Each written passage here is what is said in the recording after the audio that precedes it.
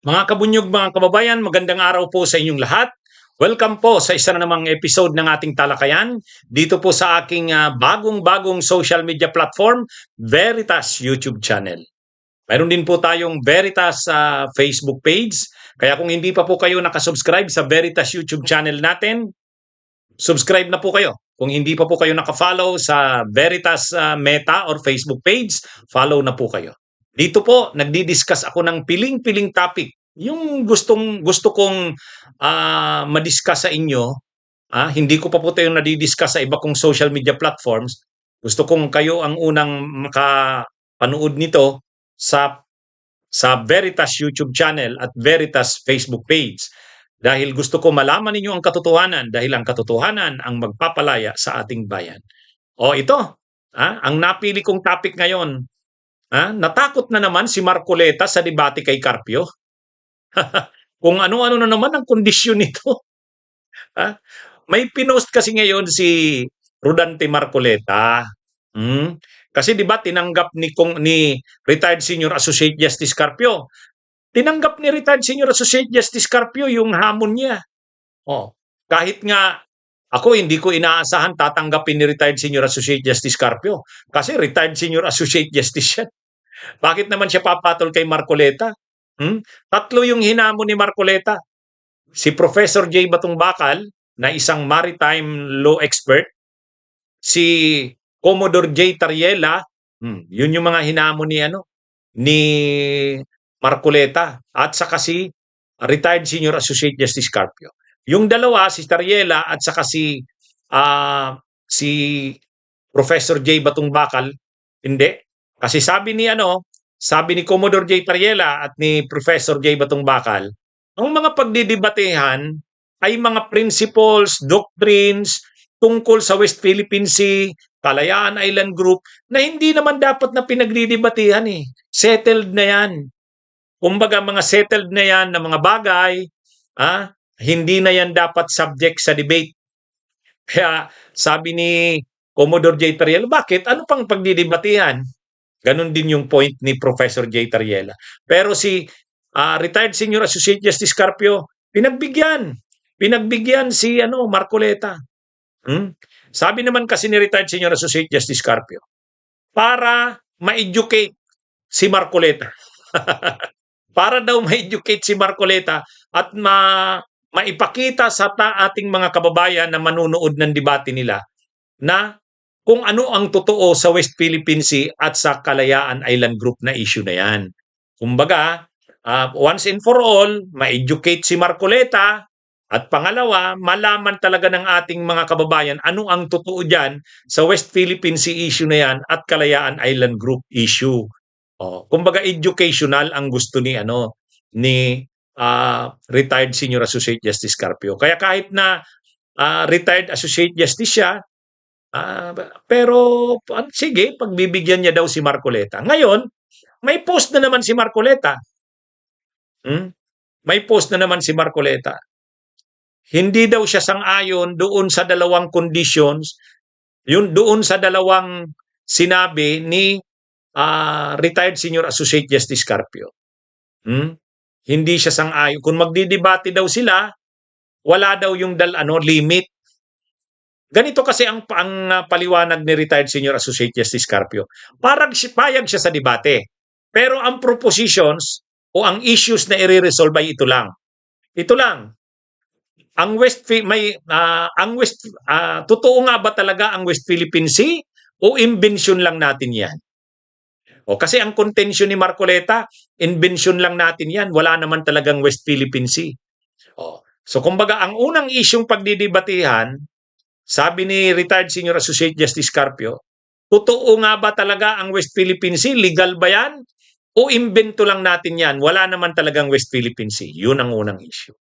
Ang pangalawa, yung Kalayaan Island Group. Ang Kalayaan Island Group ba dahil nasa labas na ng exclusive economic zone ay hindi na parte ng teritoryo natin at dapat nang i-give up? Yun yung pangalawang Yan yung pangalawang issue. Kasi yun din ang sinasabi ni Marcoleta na ang Kalayaan Island Group ay nasa labas na ng exclusive economic zone. So pwede na natin yang i-give up para ang drawing ng ating exclusive economic zone malinaw. Walang teritoryo sa labas ng exclusive economic zone. So sabi ni retired Senior Associate Justice Carpio, okay, yan ang dalawang isyong pagdebatihan. Yang mga sinasabi ni Marcoleta. Una, na ang West Philippine Sea, totoo ba na ito ay imbento lang ng Pilipinas? Hindi naman yan recognized. Pangalawa, na ang Kalayaan Island Group ay hindi naman talaga teritoryo ng Pilipinas at pwede nang i-give up dahil nasa labas na siya ng ating exclusive economic zone. So yan. Doon daw iikot yung debate. Ngayon, may post si Marcoleta. Nakita ko yung post niya sa kanyang Facebook page. Ganito ang pagkakasabi ni Marcoleta.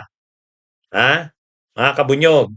Sabi ni Marcoleta, while Justice Carpio's two-part position is structured and precise, restricting the scope of the discourse unduly narrows a topic that is inherently complex, contested, and far-reaching. The West Philippine Sea issue cannot be reduced to a binary legal inquiry on terminology or geographic inclusion, as this risks a pre-framing the debate in favor of a particular narrative rather than enabling a genuine examination of all relevant discussions. I hope that Justice Carpio will agree to a healthy exchange without any imposed limitations. So wala daw dapat limitations ang debate. If the arguments are sound, they will withstand scrutiny across all fronts, legal, historical, and geopolitical. A friendly debate should eliminate the entire landscape, but any restriction will sure change the people who deserve to see the complex picture. In short, ang kondisyon ni Marcoleta, dapat daw walang restrictions, walang limit. Kasi si retired Senior Associate Justice Carpio, may proposition lang. May issue lang na dapat pagdebatihan. Para doon ang issue. Focus doon. Huwag yung kung saan-saan pa mapunta ang diskusyon. Si Marcoleta naman, gusto niya kahit daw saan mapunta. Kahit saan daw mapunta. Huwag daw mag-limit doon sa two issues na pinopose ni Carpio na pagdebatihan. Sa akin, mas tama naman si retired Senior Associate Justice Carpio. Abogado si Marcoleta. Kapag may debate, o lalo na sa pag-resolve ng mga issues, ilinaw muna, ano bang issue ang pagdidiskusyon na natin? Limitation sa issue, ilimit natin sa issue. Huwag tayong lalabas doon. Magulo yan pag walang ano. Yan kasi ang problema kay Marcoleta. Magulo. Samantalang dito, ang gusto ni retired Senior Associate Justice Carpio, ilimit. Kung ito yung issue, dito. Di ba sabi ni Marcoleta, wala namang West Philippine Sea. Imbento lang natin yan, wala naman daw coordinates yan. Yun muna ang unang pagdebate. Pangalawa, yung Kalayaan Island Group, labas na yan ng EEZ. So pwede na natin pag-isipang i-give up yan. Dahil hindi naman yan bahagi ng exclusive economic zone. Yun lang, dun lang. Si Marcoleta, gusto niya lahat na saklawin sa debate kung saan-saan mapunta. Parang debate ng Iglesia ni Cristo yan at dating daan, wala namang papupunta yan. Yan din yung dahilan, bakit doon sa House of Representatives nang umattend ako doon, kung anong-anong mga nire-raise na issue ni Marcoleta sa akin doon, ayaw kong patulan. Kasi kung saan-saan napupunta, bawat sabihin mo, may sasabihin na naman siya. Wala namang direksyon, walang patutunguhan. Yan ang problema dyan kay Marcoleta. Talagang ano lang. Tapos, tama naman yung wala daw limitation ang debate. Pwede ba yun? Kung saan-saan mapupunta, walang limitation. Ewan ko lang kung tatanggapin yan ni retired Senior Associate Justice Carpio. Pero professional si retired Senior Associate Justice Carpio, professional yun. Saka yun, napakadisiplinado. Kung magdidebate, may scope ng limitation. Hindi yung kung saan-saan mapupunta. Ewan ko lang kung pagbibigyan ni retired Senior Associate Justice Carpio yan. Pero parang ang lumalabas dito, si Marcoleta, kung ano-anong palusot na naman. Sa halip na, okay, sige, laban ako dyan.